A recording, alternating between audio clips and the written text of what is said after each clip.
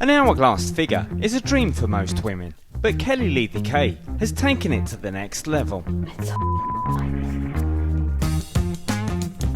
I love the fact that fabric and thread can be manipulated in order to create such a drastic silhouette. Growing up, fashion designer Kelly was obsessed with comic book heroes and inspired by their look. I didn't set out to have a small waist. It wasn't something that I thought about. The thing that I did think about is becoming a supervillain, to be honest. To become like a comic book character. In terms of style, my favorite comic book heroes, it would have to be Storm, for sure. She was the one that really did it for me, but it was like, oh my God, and I feel so silly saying this, but it really was Jessica Rabbit also. So at 20 years old, Kelly began wearing a tight steel-bonded corset to sculpt her waist. After 7 years of dedicated corseting, Kelly's waist now measures a minuscule 16 inches. I teeter between 16 and 18. It just depends. I have no interest in doing anything smaller than 16, only because I really love the ratio of 16, and I'm more than satisfied with 16. And it's not just the corset that helps Kelly achieve her unique figure. A lot of the food stuff, as far as my diet, is a trade secret, so I can't really divulge on it.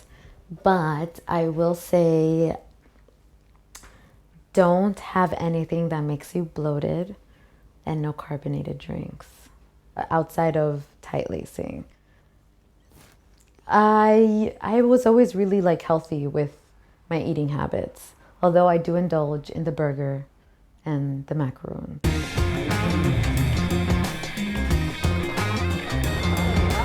You got it from your mama.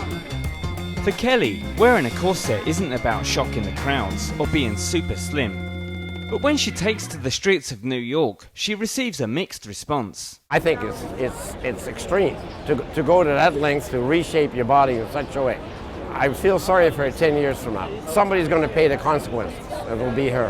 I think Kelly looks great. I would not want to achieve this look. It looks very off and doesn't look normal and it doesn't look good. She's looking so gorgeous, like beyond like supermodel, pageant, like perfect. She's like the living embodiment of Jessica Rabbit, but so much better.